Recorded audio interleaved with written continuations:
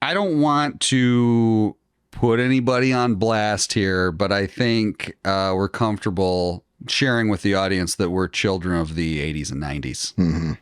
Mm-hmm. After all, we grew up with this movie, Home Alone, but I'm curious, at what age did you start to have a sense of wanting to have a particular hairstyle? Oh, I was probably like in my mid-20s, I think. Okay. Yeah. I didn't actually get my hair cut very often when I was a kid. My mom cut my hair, and I don't know. I think she just did the best she could, but she had no formal training. And she couldn't do it all that often. It's kind of like trying to clip your dog's nails or something. It's like, oh, you got to wrangle this animal and get him to sit down for a minute, and they're going to fight. Yeah, I remember in middle school, I pretty much had a bowl cut the entire time. Or like, I don't know. Was it a mushroom cut? Is a bowl cut and a mushroom cut the same thing? Are you familiar with these terms at all? Yeah. I know. I am familiar with the terms, but I guess I don't know. I know the mushroom cut, they buzzed the back. And so it really was just like a mushroom top on your head. I don't know if that's different from a bowl cut, though. I think there might be some slight differences. The bowl cut might just be sort of more the bangs. Yeah. Right? I definitely had just like flat bangs down above my forehead, and that line just proceeded around my head. In the 90s, in the mid 90s, like 96, 97, I really wanted long hair, like parted down the middle, hanging in my face. Yeah. Sort of like grunge rock style. Yeah. I really wanted hair like that. Nice and greasy. Not allowed. My mother was not allowing that. No. It was getting just a little tiny bit shaggy, and it's like off to the hairstylist with you. Was that your haircut situation? You went to a barber pretty regularly? Yeah, I went to the salon. Ah, okay. Yeah, I had a haircutter lady. Ah, okay. You know, what do they call these? Cosmetologists. Cosmologist. Hairstylist, yeah. Cosmologist, like Carl Sagan, I think was a cosmologist. When I moved, more famous somehow. Yeah, when I moved away from my mom's house, I started going to like super cuts and master cuts, but master cuts. I think that was one of them. I don't know. I'm honestly just mashing. You ever been to commander cuts? I haven't been to commander cuts, no. There's an opportunity for you. I don't think it exists yet. I really hate that feeling of just having somebody so close to you, like some stranger just so close to you for such a long period of time. I haven't had someone else cut my hair in 10 years. Really? Yeah. Really. And it's great. There was stay away from my head, stranger. I wish that were the case. I would have said in the saloon. There was a period after I stopped going to supercuts and master cuts where I went to a professional stylist, and not I don't know, like a higher end stylist, not a professional. They're all professionals, but a higher end stylist where you paid, a little more for your haircut. They actually washed your hair during the process, which didn't happen at Supercuts. And I just remember describing my whole haircut history to this person, this guy that was cutting my hair that time. It's just been like, yeah, my mom cut my hair when I was younger. I went to this Supercut thing, didn't work out. Went to this other place. Didn't work out. No, I think I always felt uncomfortable in these situations. And in this particular case, unfortunately, I was comfortable with this guy and how he started like cutting my hair, but he was such an annoying character. And I remember when I was going through my history of haircuts, and I'm like, so now I'm finally here. And, I'm just like, this feels like the right thing. And he's like, yeah, you have arrived. No. Just don't ruin it, man. God. Don't. We were having a moment. Ruin it. We were having a moment. I was enjoying getting my hair cut, and you had to say that. Hey, you squeeze your shoulder a little bit. Ugh. So you still go to him? I don't. I have a live-in barber now. Oh, well. It works out a lot better. It's peak luxury. Yep. We've arrived. Yeah.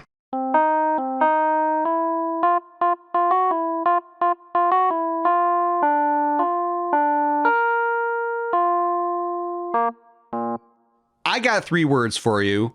Welcome back. And then appending it with more words to The Long Road Home Alone, Season 2, Episode 2. Here we are. I am so excited to be here. Joey Z, Jimmy, here with you again. It's nice to see you.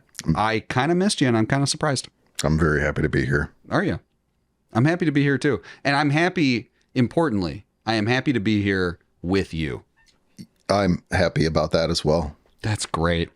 What are we talking about today? I just want to get right into it. I'm just feeling, I'm feeling ready to go. I want to talk about the oldest of the McCallister brood, Buzz McCallister. Buzz. I've heard of this guy. Yeah, Buzz McCallister. Feels like until the Wet Bandits show up, well, in the first, 20 minutes of the movie, Buzz is sort of an antagonist in Kevin's life. Definitely like a force that Kevin is afraid of. I don't know. How do you feel about Buzz in general? What do you like about his impact on the film? I have an instinct to call him complex, but I don't think that that's quite correct. I think that he is layered, because I do think that he does come off. He's sort of set up as a foil. He's the sort of aggressive, demeaning, bullying older brother. He's got this air about him. He's needling Kevin, but kind of a typical film trope. Yeah. Right. Exactly. So on one hand, he's sort of set up as this, more a stand-in for, the challenges that our protagonist will face, and less of a character unto himself. But as the story progresses and we return to him and we see more of Buzz, we also see sort of a clever side of Buzz. He's sort of a dunce, but he's funny. Yeah. I think of him as, I don't know, this impish sort of character. He's not book smart, but he's definitely clever, and I think he's old enough to know when he can just goad his siblings when his parents aren't looking, and how to behave when his parents start paying attention. He knows how to manipulate adults. An eldest sibling like that wields tremendous power. Yeah. I mean, there's a lot of wisdom. In charge de facto, right? Well, one thing I don't think it's really spelled out, but Buzz is the only child in the Chicago McCallister family that has his own room. Megan and Lenny share their rooms. Jeff and Kevin share a room, and Buzz has his own. It's all to him. I'm sure that's probably because he's the oldest. Yeah. But I don't know. There's a lot of power. All of the kids are still at home. As far as we know, doubtful that they have an older kid who we never see. Yeah. But as the kids move out, all 5 of the kids are at home right now. But, then who's the next oldest? Megan? Yeah. Megan's going to get that room, probably. Yep. So our intro to Buzz is when Kevin walks into his room and asks if he can sleep in there. And during that scene, Buzz is asking these, I don't know, high schoolish questions. Is it true that French babes don't shave their pits? But they've got nude beaches. Buzz is definitely, I don't know, just a typical teenage boy, I think, just is driven by hormones. And I love too, as soon as he notices Kevin's in there, don't you know how to knock, flemwad? And he's very possessive of his room. Yeah. And that is important to establish in the story, right? His room is his domain. It's his kingdom. He's got all of his treasures there. Yep. All of his prized possessions. And he is holding down that fort. He is proud of the fact that he's the one who's got his own bedroom in the house. His own tarantula. And it's all his decorated. His own iced tea poster. Yep. The pizza scene, I feel like, is where you really get a sense of, he does scare Kevin and Rod with the old man Marley story. And you can tell he's really enjoying just selling this old man up as a murderer, and he can tell he's got him on the hook. He's got the story down pat too, right? He's got the beats. He knows when to be understated about it. Kind of I don't know, some people say not enough evidence to convict. Exactly, I love it. As soon as he hears the can being dragged down, he's like, check it out, old man Marley. Yeah. He's got I don't know, he really does seem like this impish character who just likes to sort of sow chaos for his own amusement. You've got the van scene as well, where he's 11, 92, 12. Yeah. Buzz, don't be a moron. Exactly. Yeah. And again, an instance of him being mischievous with no adults around. It's just the kids, and he's getting away with it. During the pizza scene, though, you've got that prank he plays on Kevin. So Buzz did order the pizza. It's established earlier. Do you think he even ordered cheese pizza, or do you think he just left it out and then told Kevin that it all got eaten up? That's where I'm just not comfortable speculating. Okay. I entertained the idea, but the last time I watched it, there is an empty pizza box right in front of Buzz. And so it is possible in what was probably an amount of 2 minutes, Buzz just... He just housed a whole large cheese pizza. You do see when Kevin walks up, he's just jamming a piece of pizza into his mouth. Stuffing pizza into his mouth. Yeah, like he can definitely, I don't know, maybe it wouldn't be so difficult to eat a whole cheese pizza. There are no toppings. It's just cheese and sauce and bread. You want to try it sometime? I mean, I don't want to, but I think Buzz could achieve it just fine. And then, okay, so you've got that scene where Kevin comes up, he knows Kevin wants cheese pizza, and he's just waiting for Kevin to say there's no cheese pizza here. I will say, like, the first several times, as actually, like, well into adulthood, every time I watched that film, I didn't realize that when Buzz says, get a plate, that's still the gag. Like he's he's like, I'll barf it up for you for whatever reason. I had assumed from when I was a kid to an adult that the gag had backfired on Buzz, and he forced himself to eat so much pizza that he actually did throw it up. And it wasn't until much later that I'm like, oh no, he's just still doing the gag because he doesn't actually throw up. And then the parents get involved, and he goes right into that, like, okay, everyone's mad at Kevin, and I'm just going to look disappointed at him. Yet when the camera pans to me, like, oh yeah, I'm the same as, I didn't have anything to do with this. I wasn't antagonizing him. Oh, and the older sibling loves that. That's just a nice tight bow around the whole gag. Yeah. Like, I antagonize my little sibling all the way until the little sibling gets in trouble. Yep. And then I'm all high and mighty, like, yeah, I'm mad at you too. Yep. It's perfect. Yeah. Step back, force the kid to like blow up and just make a fool of himself. Yep. And now I get to sit back and watch him get punished for it. You're the only immature one here. Did anyone order me a plain cheese? Well, yeah, we did. But if you want any, somebody's gonna have to barf it all up because it's gone.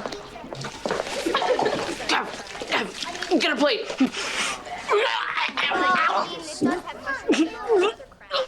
Okay, so Buzz McCallister, where do you think he's headed in his life? I feel like we know quite a bit about him. I feel like we know more about Buzz McCallister than we know about any of the other McCallister kids, except for Kevin. Barring Kevin. Yeah. Okay, so this is a big question, right?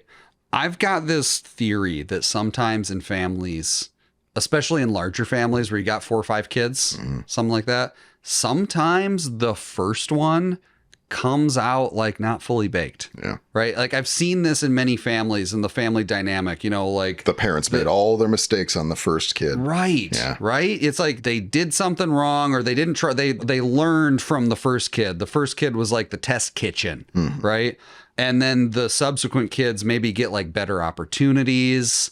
They go, oh, we should do this instead because that didn't work with our eldest. And in this sort of strange backwards way, even though the eldest has like top of the pecking order in the family dynamic when they're all kids, then once they become adults, I feel like sometimes that eldest sort of falls to the wayside and there's some younger kid who ends up being like the real achiever or something. Yeah. So I sort of see that in Buzz because he's falling to the wayside. Yeah. I mean, one, he seems sort of wayward, but two, he also seems kind of like a moron. Yeah, you get that scene in Paris where he does the A2D. Right. Which, by the way, that is my favorite Buzz scene.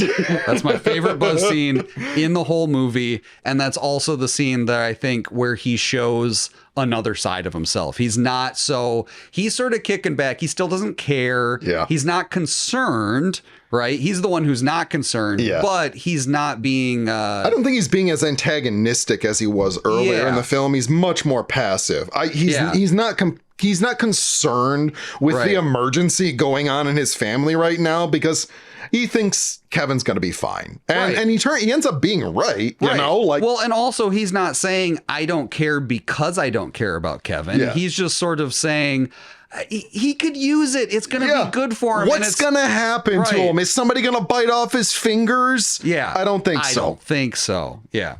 So I do think that there's that little moment there where you get the closest you're ever going to get from Buzz. Yeah. Hearing him say, yeah, I don't hate our little brother. Yeah. You know, but like he annoys me. Yeah. And I think maybe this will help him grow a little bit because he's such a little dweeb. Yeah. So I don't know. Let me turn the question back on you. What do you think? What do you think he's going to do with his life? I don't know. I've heard a lot of theories. A lot of people think that Buzz will end up doing time, end up in prison or something like that. But I kind of take the opposite on that. I think Buzz is the perfect kind of individual designed to succeed in corporate America. The guy is really good at passing blame down, looking good and magnanimous in front of the people that matter. And in his case, in this situation, you know, where he's at now, it's his parents and aunt and uncle. He's really good at making himself look like the golden child in front of those people.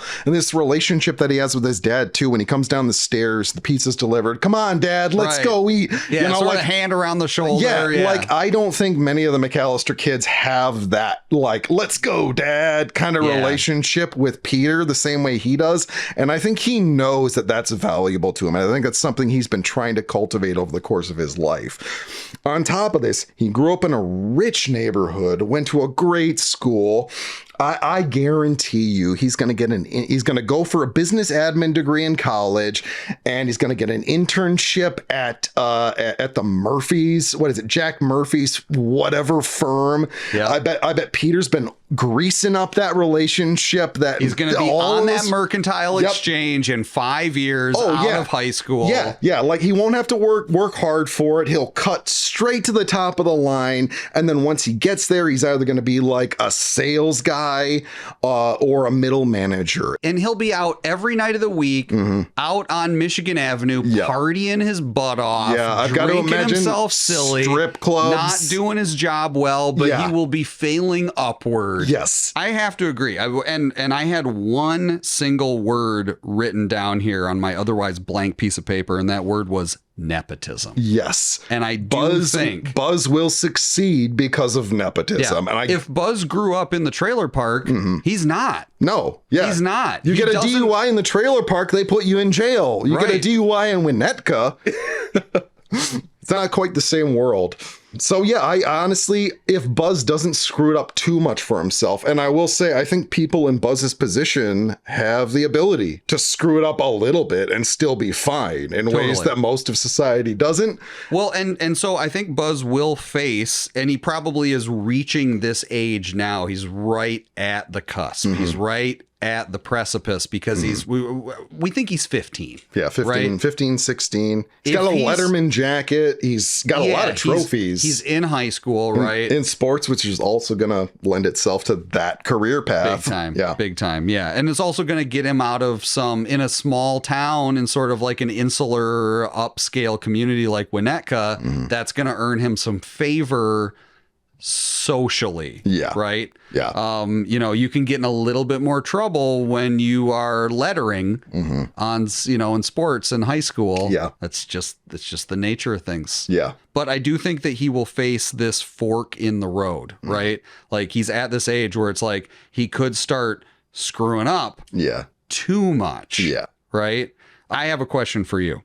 If he does, right, that first time he gets arrested, say, who do you think is likelier to bail him out of jail, Kate or Peter? Peter.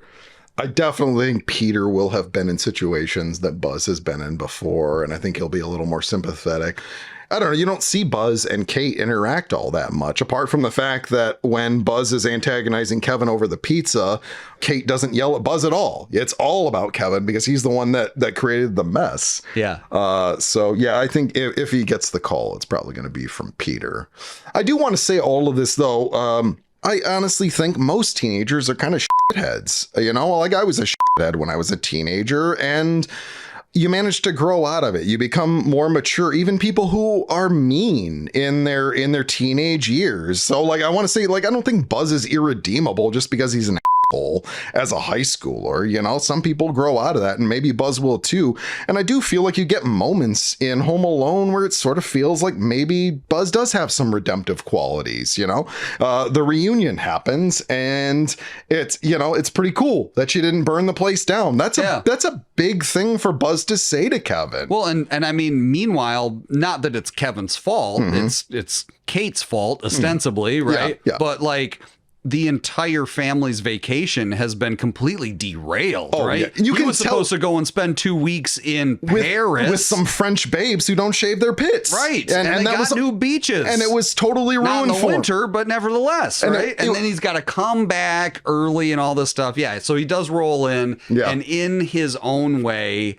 he's like, thank God my brother's okay. Yeah. And thank God the house is okay. Didn't burn. Yeah. And then he says, you don't hear it. It's said off screen or whatever. But Kevin says, I went shopping the other day and bought, and then he's like, he can't tie his own shoes. He's going he went shopping. Yeah, like he's genuinely impressed with what Kevin managed to achieve. Which really directly translates to what he had predicted in Paris when he says the little trout could use a few days in the real world. Maybe. And maybe Buzz was right. Yeah. I agree. Maybe Buzz is sort of the fool savant who appears to be a moron, but perhaps knows a little more than anyone's giving him credit for. Maybe we should all be saying A2D.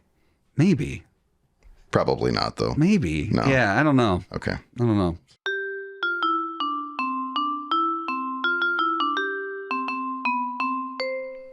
Do you think Buzz is a good boyfriend? No. No, I don't. No, I don't. I do. I will point out that when Kevin opens his chest up, the picture of Buzz's girlfriend is underneath the Playboy. Kevin first grabs the Playboy, throws it up, and then Buzz's girlfriend is the next. Yeah. So he doesn't even have it displayed in his room. He has his girlfriend's photo tucked away in a chest underneath the pornography. Playboy. Yeah, and that's literally the order. Yes. Right? I mean, look, Buzz is, like we've already established, he's 15 years old, you know, he's a teenager, he's operating on his hormones, he's totally infatuated with the concept of French babes, nude on the beach, right? He's just bundle of hormones. He's a bundle of hormones, and I think that he's got the girlfriend that he can get right now. Yeah. He's not, I don't think that he's emotionally committed or invested. I think he's looking to trade up. And I think in terms of his high school like hierarchy, I bet he's pretty well up there. You know, I'd imagine he goes to a pretty wealthy school. So most of the kids that go there are also probably wealthy, but he plays sports. He's an athlete. He's a jock, right? That doesn't necessarily trade as gold currency, right? I mean, you might like the captain of a team, right? Or the quarterback of the football team or something like that might have some more chiseled features, right? Like you're typically thinking more the complete package. Yeah. Buzz is not the complete package. No. So he might have the jock thing on his side. He is a little clever. He's, I think, probably a little charming too. I think he's got but he's some not charm. Not something. He's not what I would call like a looker. Okay, right? That's fair. Well, neither is Buzz's girlfriend. You know? Right, and that's exactly what I mean. So I think, you know, at this point in his life, Buzz, he's wanting a girlfriend, but the girlfriend he has is probably not the girlfriend he wants. Yeah. That's my guess. Would that translate into him being a good boyfriend? I should think not. Yeah. What sports do you think he plays? He does have trophies. He's probably on the basketball team. You think basketball? I think he's probably on the basketball team. He's probably, I mean, he probably ain't a center. I mean, I doubt he's good, but he's probably on the basketball team. I feel like basketball requires just a little too much athleticism for Buzz. I would think more like baseball or football. That's gridiron football, not like British soccer. Right. Yeah. Right. Yeah. Do you think that they have lacrosse? I don't know, 90s. Was that game even invented in 1990 at that point? I thought lacrosse was invented in 2005. I thought lacrosse was like an invention of 1995. It's like came out with Blink-182's first album or something. He's probably not on the lacrosse team. I bet, and he's probably not on the hockey team. I'm gonna based on what he does seem like he would play baseball for sure. Based on what he's got in his room, I think football and I think baseball. He has a baseball helmet and he does have a football. So like he plays those sports. If he plays them professionally in high school, I don't know, but I don't think you can play professionally in high school. Oh, okay. Yeah.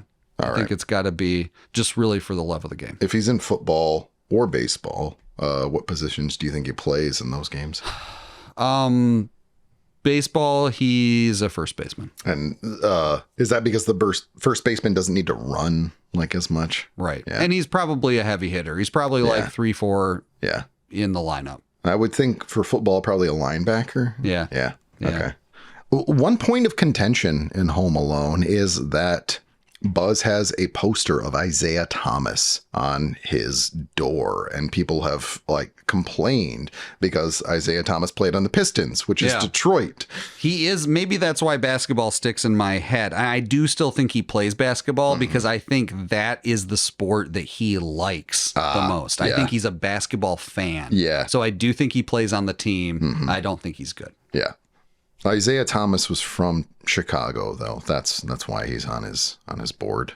Well, he's also a fan of Michael Jordan as well. I think the cutout Michael Jordan came from Buzz's room. Oh, it must have. Yeah. It must have. I don't remember if we see it in Buzz's room, but it's the only logical reason why there's a full, like a life-size standee of Michael Jordan in the McCallister's house. Yeah. Right. Do you know much about Ice-T? Because that I don't. I know of him as an actor. I don't know much about Ice-T, but he's wearing like a jersey, which makes me think he's a sports figure. But I've always thought of Ice-T as an actor. He's not a sports figure.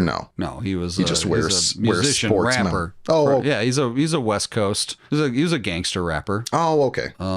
He like Shaquille O'Neal. Sort of, yeah. Did you ever see that movie Steel? I've never actually seen it. Have you not? Oh my goodness. It's who's the guy in Breakfast Club? Judd Hirsch. Judd Hirsch is Judd Nelson. Judd Hirsch is from Taxi, man.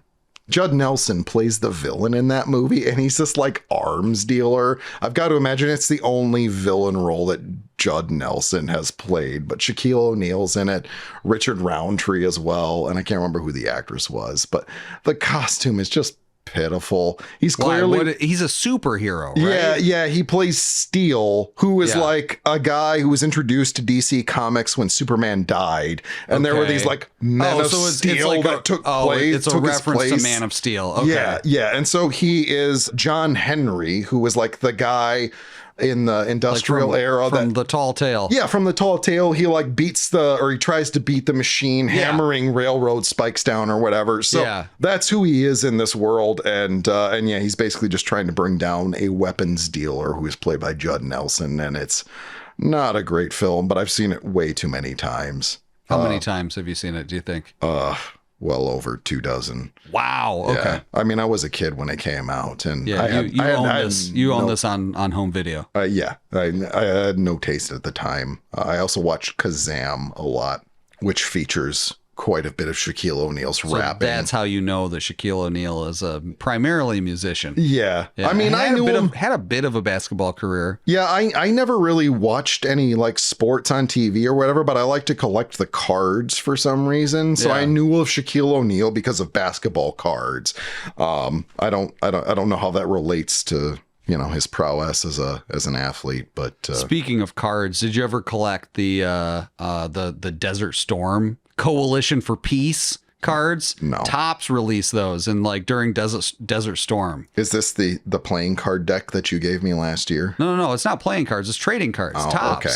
You know, you bought it, you got it, but instead of gum, it had like a sticker in it. But it had all the, but it was going to have like, you know, the F-15 Strike Eagle or whatever. You know, it had like, so fighter jets and tanks. And then it would just like have a card of like a bunch of GIs saluting. So you start a war. Yeah. And then create a bunch of trading cards around that war. Like, I don't know. It seems... And it had like branding and logos and everything. It said Coalition for Peace. And there was like this little badge that was like Operation Desert Storm, Coalition for Peace. This feels like... you bought these at the gas station. This feels like the pinnacle of dystopian capitalism. Like, let's go start a war so we can create a trading card deck for these trading cards. Yeah. Did you not have these? I knew about them, but I never had them myself. No. I mean, I wanted to buy them at the gas station, and my dad was like, there is no way in hell that I'm buying you Desert Storm. And I didn't understand because they look cool. Were they distributed by Halliburton? It was Tops, man. It was like oil pressed cards or something. Like, Jesus. Gotta catch them all, you know? They were 50 cents a piece.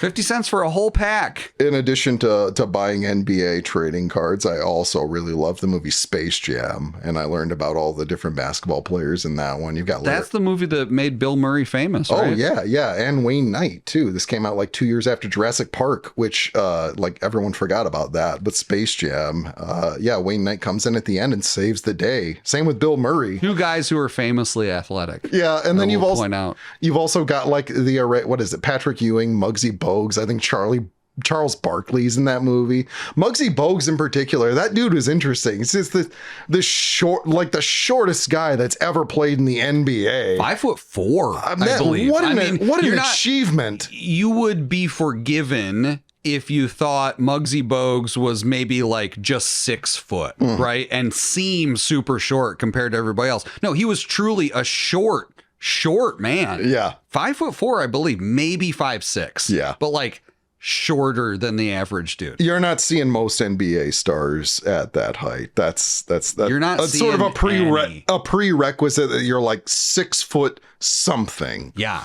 I don't think it'll happen again. Yeah. We should have Muggsy Bogues on the show. I think so, I bet too. you would have a lot to say. You know, Bill Murray's also over 6 feet, so he could play in the NBA. Well, and he kind of did, right? Yeah. I mean, it was to save the world from aliens or whatever. Yeah. I've also never... Was that it? To save the world from aliens? I don't think they were trying to save the world. I've never seen Space Jam.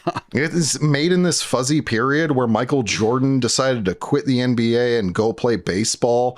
Yeah. And then he came back to NBA and they incorporated his reintroduction into the NBA into the plot of Space Jam. Into the movie? Yeah, at the end of the movie, it's incredible marketing. Yeah. It's just incredible. Yeah. I don't know. I think now at this point, I think there are those who would say LeBron is the greatest of all time. Well, he was in the remake of Space Jam. There you go. Real unfortunate. I think no matter what, no athlete has ever been marketed better than Michael Jordan. Yeah. It was just because of those shoes. Sheer brilliance. Because of those shoes. Yeah, the Air Jordans. He was really good because he wore those shoes. Right. And which is why you're wearing them right now. I'm wearing them. Yeah. You know, everyone's wearing Air Jordans.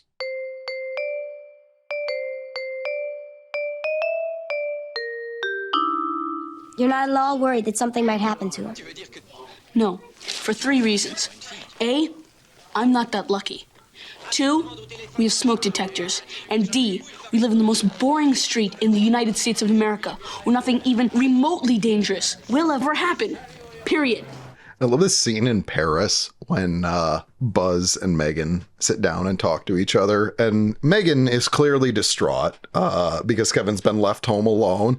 And I feel like... Not even her sibling. Wait, what? Yeah, Megan is her sibling. It's Megan who he's talking to. You're thinking of Tracy. No, I'm thinking of Heather. Yeah, okay. But that conversation is between Megan and Buzz. That's right, yeah. Megan sits down and she says, we're here rotting in this apartment, which, like... I do just want to take a moment. We're here rotting in this Parisian apartment with a picturesque view of the Eiffel Tower. Yeah. Like you do not know what it's like to rot in a space. Okay, Megan? But she sits down with Buzz. She's clearly distraught because, the family's all worked up over Kevin having been left home. Peter's just been screaming at some poor Parisian phone operator because he doesn't speak English in a country that doesn't speak English. And so Megan comes over to Buzz, and it feels like she's trying to confide in him, trying to talk the situation out with him. And I believe Megan is the next oldest. So it's like, I think so too. Her and Buzz are the oldest people, and they're sitting here like, this is what's going on with her family. Buzz is totally unconcerned, does not care, He's wearing his Letterman jacket, is he not? He is, yeah. We're here rotting in this apartment. Mom's at the airport, and he's like, yeah, so who cares? I'm in Paris. What do I care? I'm watching It's a Wonderful Life in the French dub. I'm eating shrimp. What? Yeah. I do love the way he's eating shrimp. It's just so disgusting. It's just like, but I don't know. Buzz just in no way seems concerned, and whether or not he's I feel like Buzz's position on Kevin is the same position that the Winnetka PD have. Your son is home alone in a mansion with a stuffed refrigerator. He's fine, okay? Right. You Big don't need deal. police to come and look after him, okay? Yeah. But Megan, I get the sense, sees how distraught her parents are, and specifically the fact that her mom is just sitting at the airport waiting for a free seat to get back to the States, and it really bothers her that, her family is in such disarray. And Buzz is completely unconcerned. Like, I don't care that mom's in the airport. I don't care that dad's in the other room. We're in Paris. Let's just enjoy this while we can.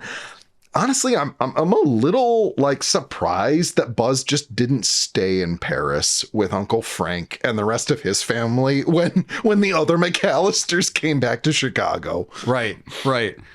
Do you think that that Buzz's you're sort of pointing at that lack of empathy for his parents, right? Kate is totally distraught. Mm-hmm. She's at the airport. She's trying to get back. Now they're sitting at the apartment. Yeah. And Buzz is just like, whatever, Mom, Kevin, Dad, who cares? I'm just trying to have a good time. Yeah. Do you think that is a fault of Buzz's, or do you think that's just the age that he is? I don't know. It's either or. I don't like most teens. They don't know enough about the world to be sensible people and behave in a way that, most normal people would behave in society. So anytime most teens don't know you, but they wouldn't like you if they did. And if I met Buzz, I probably wouldn't like him either if he was 16. I also love in the airport when they're all talking about, trying to get flights back or whatever. And Pete and Kate have decided, okay, Kate's going to fly back and Peter's going to go to the Paris apartment. And the family is just all saying goodbye to each other. And Kate is waving goodbye to her family or whatever. And Buzz is just in the background, fixing his freaking hair. I gotta look good for the French babes. I just found out that my brother was left home alone. What does this have to do with me? Yeah, I gotta fix my hair because I need to look good for the French babes. He does not care. And this is right after he's learned that his brother is not in Paris with them. I think that Buzz has the potential to become very much like Peter. Or maybe a better way of putting it is, I'll bet you that Peter was a lot like Buzz when he was 15. I see a kinship there between those two. I do think that there is an understanding. Yeah. I think you also pointed out there does seem to be sort of a camaraderie there where Buzz is kind of like, hey, Dad, let's go get some pizza. I feel like Buzz and Peter have a pretty easy relationship. I bet Peter sees in Buzz the potential. He sees what he likes. He's like, I like that he's playing sports. I like that he's involved in that stuff. Yeah. But also, like, I was like him as a kid. He's gonna be fine. Yeah. I was, because I had Peter, a Playboy. Yeah, right. And I mean, Peter still has a piece of that, right? Where I do see like the level of indifference Yeah. in Peter. He's got to show up, right? He's got to care, but you don't see Peter panic. And I do think there's that element of Peter that we also see in Buzz, which is kind of like, Kevin will probably be okay. Deal? Yeah, it's like probably fine. maybe it is just Kate being too worried about her son being left home alone. And maybe. I mean, I do think Kate is in the right. Like as a parent, you've got to be very concerned that you're now in a different country. Yes. And your child has no supervision. Yeah. I do not think Kate is overreacting. I do think Peter, depending on how you look at it, is maybe underreacting. But I think that there's that element there that Peter and Buzz share. Yeah. This is totally unrelated to anything, but I wonder what kind of person Buzz sat next to in coach on the flight. What do you think that experience was like? I mean, with bet you- any luck, it was a French babe who was going back home for the holidays. I bet you he fell asleep and he was just like snoring and drooling all over this person. His head is back. Yeah. His mouth is open. Yep. He's snoring. Yeah. I bet he tried to get some free alcohol too on the flight. Right. And then they carted him. That's not happening in coach. No. Sorry, Buzz. No.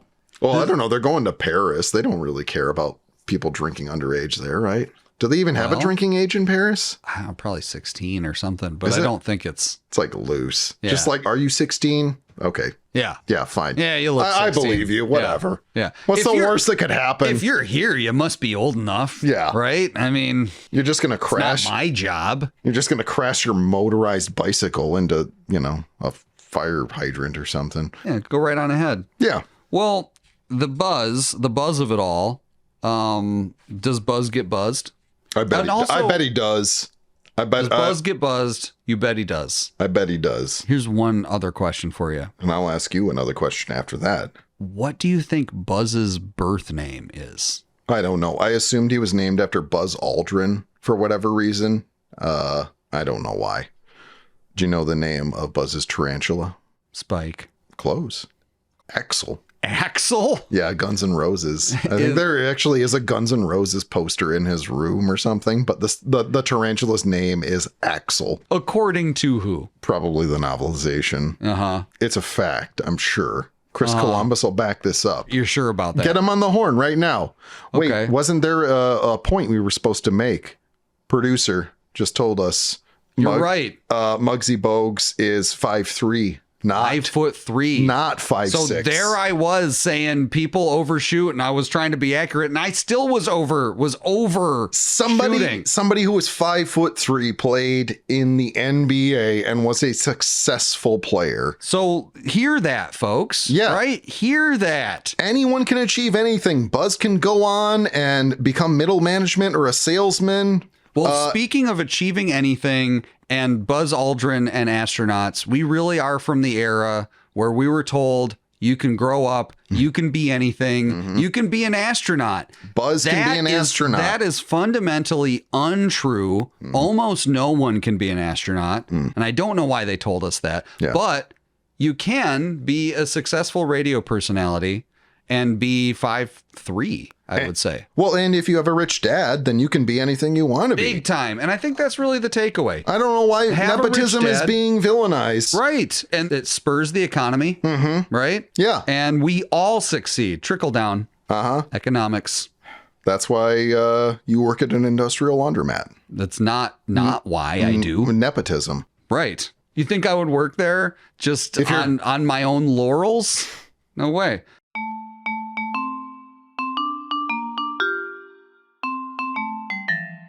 Buzz Aldrin's full name is Edwin Eugene Aldrin. I think that means to me that Buzz McCallister's name is Edwin. Yeah. Edwin McCallister. Edwin McCallister. Edwin Eugene McCallister. Yeah. I think maybe they did name him after Buzz Aldrin. Hoping he would be an astronaut. Right. And then he went on to be a linebacker. And I would say it's 50-50 Yeah. at this point. Yeah. So Buzz, he's a secondary character. He's a tertiary character almost. In this ensemble cast. He does have quite an influence on the plot. He is kind of the main reason that Kevin's left home alone. He picks on Kevin in a way that he knows is going to make Kevin react. He's part of the chain reaction, right? He's a crucial part of the chain reaction. Yeah. We're not going, we don't expect with a character, of his size, the size of his role to have as much of a character arc, but does he have some sort of arc? He does come to respect Kevin at the end of the movie. And it feels more than anything. His entire family, Kevin's entire family is impressed that he's managed to survive over the course of these last few days. He's been left alone. But I feel like Kevin's reaction to all of it is he takes it in stride until Buzz says, hey, it's pretty cool that you didn't burn the place down. And then Kevin's like, oh yeah, you know what? I did really achieve something and my family's acknowledging it and they've come to respect me now. And I feel it isn't until Buzz says that, when it comes to Kevin and Kate's reunion, that is about family reunion. That's about people who were apart for so long and wanted to be reunited, and it finally happened, and they're just happy to have one another. And I feel like Buzz's addition to that scene is not just about the family reunion. It's about the family acknowledging Kevin's growth. And Buzz being the most antagonist sibling in the early part of the film, being the one to acknowledge that is a pretty big thing for Kevin. And I think it really adds a lot to that final scene. Is there anything about Buzz that you find relatable to you as a human being? No, I never played sports. Do you think you ever will? Maybe. It's not too late. Yeah, now that we've been spending so much time talking about Muggsy Bogues, I've got a lot more faith in my own athletic abilities. That makes sense. It sounds to me like you're ready to go out and shoot some hoops. I think so, yeah. But don't go out shattering any backboards. Let's take it one shot at a time. Which part's the backboard?